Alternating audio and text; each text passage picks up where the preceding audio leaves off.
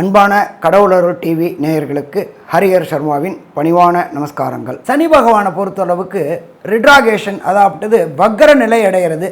வக்ரம்னாக்க பலம் இழந்து காணப்படுதல். இருக்கிறதுலேயே சனியை போல் கொடுப்பவரும் இல்லை, சனியை போல் கெடுப்பவரும் இல்லை.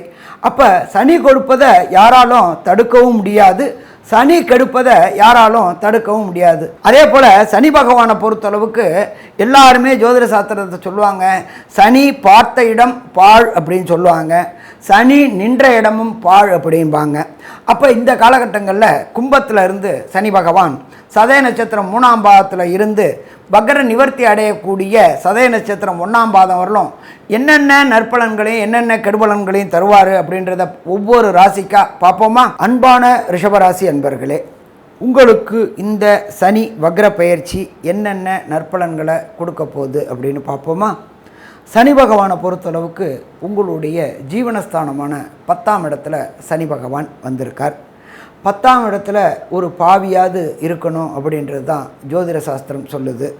இப்படி பார்க்கும்பொழுது 10ஆம் இடத்து அதிபதியே 10ஆம் இடத்துல இருக்கார். ரொம்ப சிறப்பாக, ரொம்ப சிறப்பு. அப்போ அவரும் இயற்கை இயற்கை பாவர். அவர் வாங்கியிருக்கிற நட்சத்திரமும் பார்த்திங்கனாக்க சதய நட்சத்திரம்.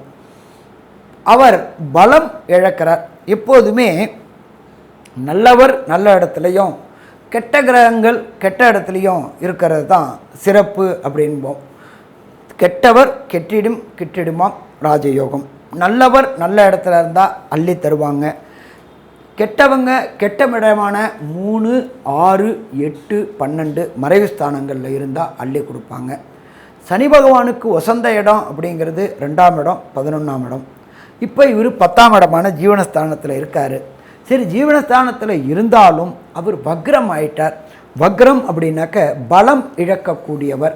பலம் எப்போ இயற்கை பாவியான இயற்கை அசுபரான சனி பலம் இழக்கிறாரோ அப்போ மேலும் நற்பலன்கள் கிடைக்கக்கூடிய வாய்ப்புகள் உண்டு.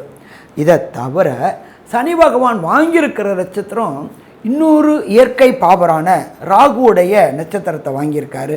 அது இன்னும் மேலும் மேலும் சிறப்புகள் கூட்டக்கூடிய வாய்ப்புகள் உண்டு. இந்த ரிஷபராசி என்பவர்களை பொறுத்தளவுக்கு சனி பகவான் 10ஆம் இடத்துல இருக்கார். அவர் தான் கர்மக்காரகர். கர்மக்காரகர் 10ஆம் இடத்துல இருக்கார் அப்படின்னாக்க கண்டிப்பாக சிறப்பாக. இதுவரையிலும் அடிமை தொழில் பண்ணிக்கிட்டு இருந்தவங்க சுய தொழில் புரியறதுக்கு இந்த சனி பகவான் துணை புரிவாரா? கண்டிப்பாக துணை புரிவார். அதை தவிர 9க்கும் 10க்கும் உடைய சனி பகவான் 10லேயே இருக்கார். இதுக்கு பேர் தர்ம கர்மாதிபதி யோகம்னு பேர். 9, 10 தொடர்பு வரும்பொழுது நல்ல பெயரும் நல்ல புகழும் நல்ல பொருளும் கிடைக்கக்கூடிய காலகட்டங்கள். சனி பகவான் 10ஆம் இடத்துல இருந்து வலுவிழக்கிறது மிக மிக சிறப்புன்னே சொல்லலாம். சரி, இதை தவிர ராசியில் குரு பகவான் இருக்கார். ராசியில் குரு பகவான் இருக்கிறது சிறப்பா அப்படின்னாக்க கண்டிப்பாக சிறப்புன்னே சொல்லலாம். குரு பகவானுடைய பார்வை அப்படிங்கிறது உங்களுடைய ராசிக்கு 5ஆம் இடத்துல விழுது. 5ஆம் இடம் அப்படின்றது பூர்வ புண்ணிய புத்திரஸ்தானம்னு பேர். திருமணமாகி ரொம்ப நாளாக சந்தான பாக்கியம் என்கின்ற வம்சம் விருத்தி இல்லாதவங்களுக்கு வம்சம் விருத்தி இந்த சனி வக்ர காலகட்டங்களில் குருவோடைய பார்வை படரக்கூடிய காலகட்டங்களில் கண்டிப்பாக வம்சம் விருத்தி ஆகக்கூடிய வாய்ப்புகள் உண்டு. இதை தவிர பிரகஸ்பதியான குரு பகவான் உங்களுடைய ராசியின் 7ஆம் இடமான கலஸ்திர ஸ்தானத்தையும் பார்க்குறார். அப்போ திருமணம் அப்படின்றது அந்த இடத்த சனி பகவானும் பார்க்கறதுனால 2வது திருமணத்திற்கு முயற்சி செய்து கொண்டு இருக்கிறவங்களுக்கு 2வது திருமணம் ஆகக்கூடிய வாய்ப்புகளும் உண்டு. இதை தவிர முதல் திருமணம் செய்யக்கூடிய வாய்ப்புகள் அப்படின்றது பொறுத்தளவுக்கு வியாழன் நோக்கு, அதாவது குருபலம் அப்படின்னு சொல்லக்கூடியவங்களுக்கு ஜென்மத்திலேயே குரு 10ஆம் இடத்துல சனி. எப்பொழுதுமே ஒரு திருமணம் நடைபெறணும் அப்படின்னாக்க குருவும் சனியும் தொடர்பு வரும்பொழுது தான் அந்த நல்ல காரியங்கள் நிகழும். அப்போ திருமணம் தடை தாமதம் ஏற்பட்டு இருந்தவங்களுக்கு திருமணம் தடையும் தாமதமும் விலகி நல்லபடியாக கைகூடக்கூடிய வாய்ப்புகள் உண்டு. இதை தவிர பிரகஸ்பதியான குரு பகவான் உங்களுடைய சனி வக்ரமான 10ஆம் இடத்துலேருந்து 9ஆம் இடத்தை பார்க்கறதுனால அது உங்களுடைய 12ஆம் இடம் ஆகுது, வக்ரம் கிரகத்தில் உள்ளது. அப்போ வெளியூர் வெளிமாநிலம் வெளிநாடு போகணுன்னு முயற்சி பண்ணுறவங்களுக்கு கண்டிப்பாக இந்த காலகட்டங்களில் வெளியூர் வெளிநாடு முயற்சிகள் ஜெயமாகக்கூடிய வாய்ப்புகள் உண்டு. இதை தவிர ஹையர் எஜுகேஷன் அதாகப்பட்டது ஐஐடி, ஜேஇஇ, நீட்டு தேர்வு எழுத குழந்தைகளுக்கு இந்த காலகட்டங்களில் வெற்றி வெற்றி வெற்றி கிடைச்சி இதை தவிர வெளியூர் வெளிமாநிலங்களுக்கு முயற்சி பண்ணுற குழந்தைகளுக்கு வேண்டிய யூனிவர்சிட்டியில் வேண்டிய கோர்ஸ் கிடைக்கக்கூடிய வாய்ப்புகள் உண்டு. பிஆர், க்ரீன் கார்டு, விசா இது எல்லாமே இந்த காலகட்டங்களில் கிடைக்கக்கூடிய வாய்ப்புகள் உண்டு. சரி, இதை தவிர ரிஷபராசி என்பர்களுக்கு ஒரு சில அன்பர்களுக்கு தசாநாதனோ புத்திநாதனோ அந்தரநாதனோ சூட்சமநாதனோ ப்ராப்ளமாக இருந்தால் கிடைக்கக்கூடிய நல் வாய்ப்புகள் ரொம்ப காலதாமதமாகக்கூடிய வாய்ப்புகளும் உண்டு. சரி, அப்படி காலதாமதமாகும் பொழுது என்ன செய்யலாம் அப்படின்றது ஒரு எளிய பரிகாரமும் சொல்கிறேன். இந்த சனி பகவான் வக்ரமாகிறது 140 நாள். இந்த 140 நாளில் ஏதாவது ஒரு நாள் ஒரு சனிக்கிழமையில் தஞ்சாவூர் மாவட்டம் மாயவரம் பக்கத்தில் திருநள்ளாறு அப்படின்ற ஒரு இடம் இருக்குது. அந்த திருநள்ளாறுக்கு போயிட்டு வாங்க. திருநள்ளாறுக்கு போகிற முறையும் சொல்கிறேன். ஃபஸ்ட்டு நலகுளத்தில் ஸ்நானம் பண்ணி ஒரு இரும்பு இழுப்பச்சட்டியில் 200 கிராம் நல்லெண்ணெய் வாங்கி ஊற்றி அதில் 1 ரூபா காயினை போட்டு முகத்தை பாருங்கள். பக்கத்துலேயே நல களி தீர்த்த விநாயகர் அப்படின்னு இருப்பார்.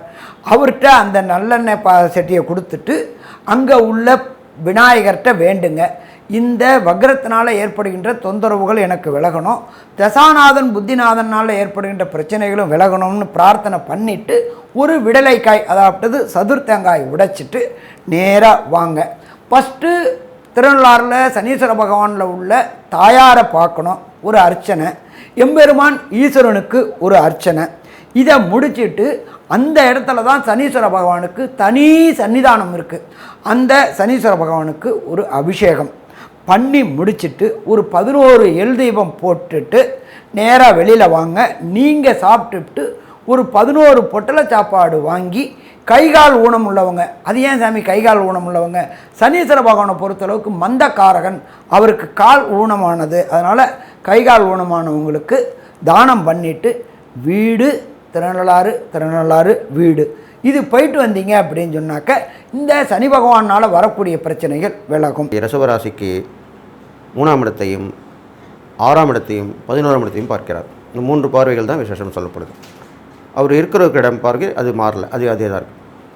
அதனால் இப்போ நீங்கள் கவனமாக அதை கேட்டு அது எப்படி நடந்தீங்கன்னா கண்டிப்பாக நல்லதாக நடக்கும். அப்போது உங்கள் ராசிக்கு 3ஆம் இடத்தை பார்க்குறனால உங்களுக்கு உத்வேகம் ஆரம்பிக்கும். உத்வேகம்னா டக்குன்னு ஒரு இது வரைக்கும் மந்தமாக இருந்திருப்பீங்க, சுதாச்சி எழுந்துப்பீங்க, என்னென்ன வேலை செய்யணுமோ அதெல்லாம் எடுத்து முடிச்சு விடுங்க. பழைய வேலைலாம் பெண்டிங்காக இருக்கும். வீட்டிலே பார்த்து ஆச்சரியப்படுவாங்க, என்னங்க நீங்கள் ரொம்ப நாளாக நான் சொல்லிட்டு இருக்கேன், நீங்கள் செய்யவே இல்லை, இப்போ செய்கிறீங்களே அப்படின்வாங்க. ஏன்னா அந்த சனியுடைய பார்வை வேலை அப்படி இருக்கும்.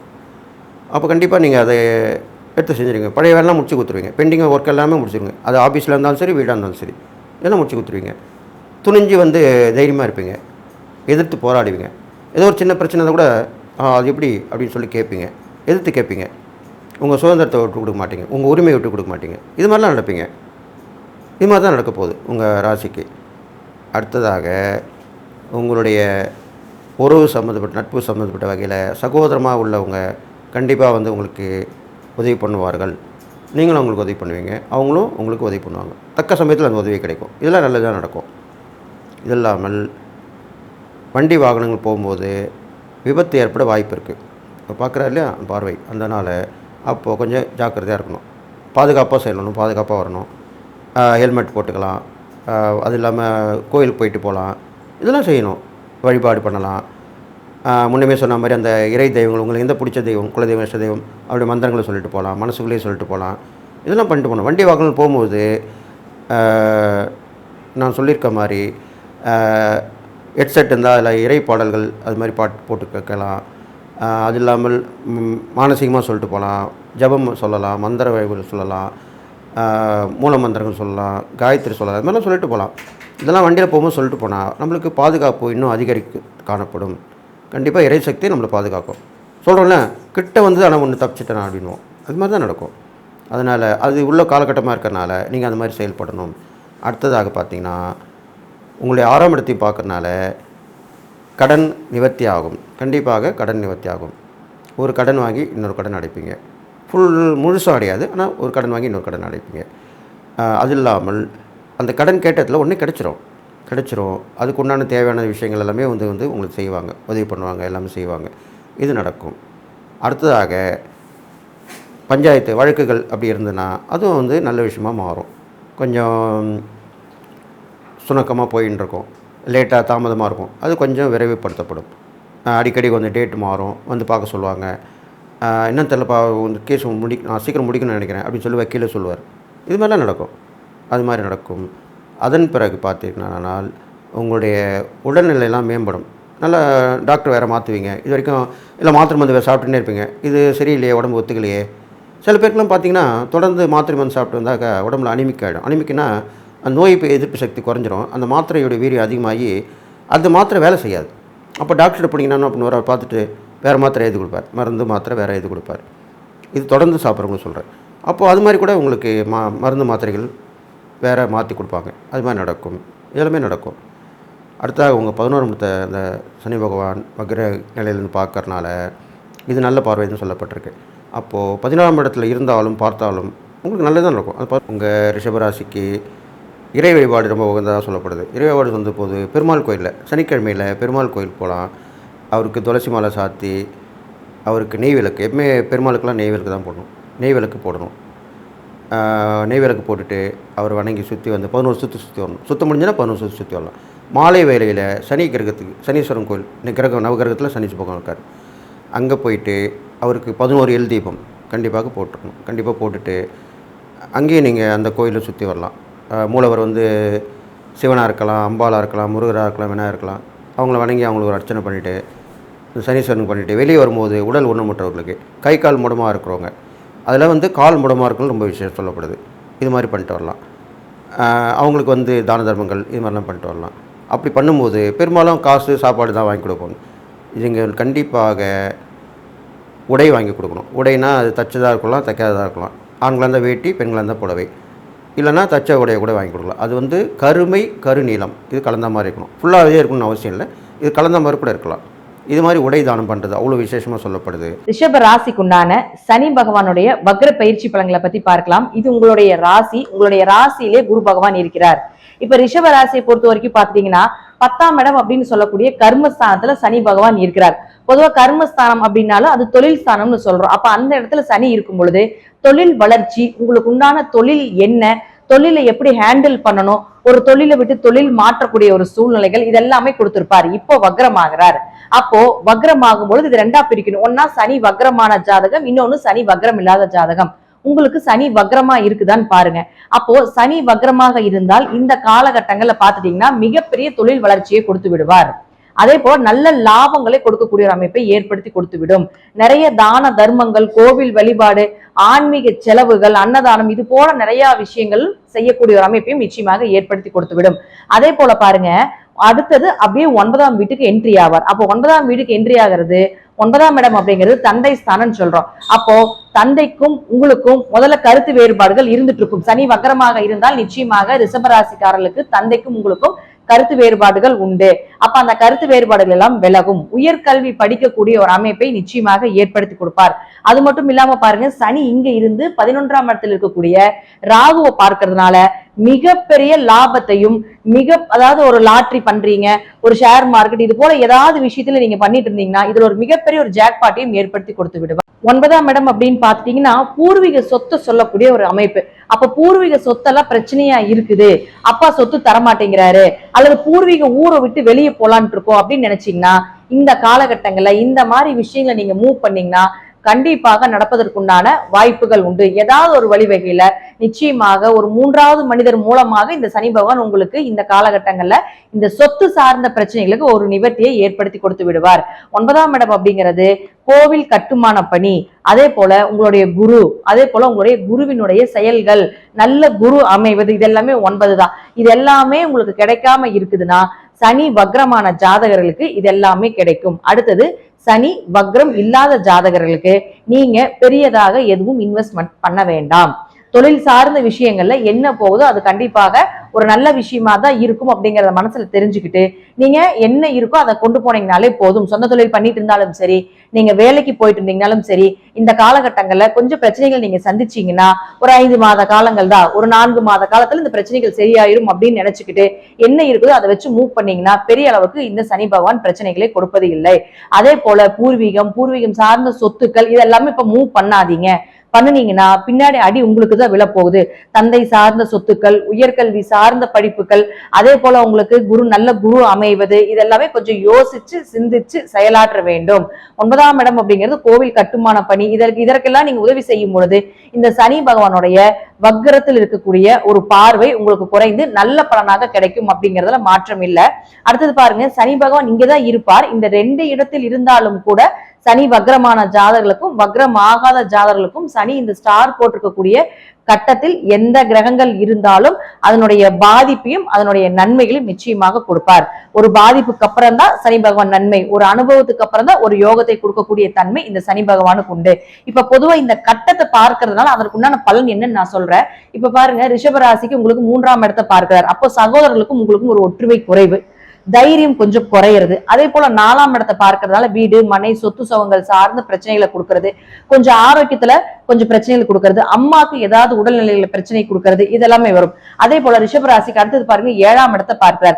அப்ப 7ஆம் இடம்னா கணவன் மனைவிக்குள்ள கொஞ்சம் கருத்து வேறுபாடுகளை கொடுக்கறது, பார்ட்னருக்குள்ள தொழில் பண்ணிட்டு இருந்தீங்கன்னா அதுல ஏதாவது ஒரு பிரச்சனைகளை கொடுப்பது, வியாபாரம் சார்ந்த விஷயங்கள் கொஞ்சம் தள்ளி போறது, கொஞ்சம் பண வரவை குறைச்சு கொடுப்பது, இதெல்லாமே கொடுப்பாரு. அடுத்தது பாருங்க, சனி பகவான் உங்களுடைய ராசிக்கு 9, 10 அதற்குண்டான பலனை சொல்லிட்டேன். அடுத்தது 11ஆம் இடத்தை பார்க்கிறார். சனி 11 பார்க்கும் பொழுதும் அங்க ராகு இருக்கிறதுனால கொஞ்சம் இது அதிகப்படுத்தி கொடுப்பதற்குண்டான வாய்ப்பையும் கொடுப்பார்.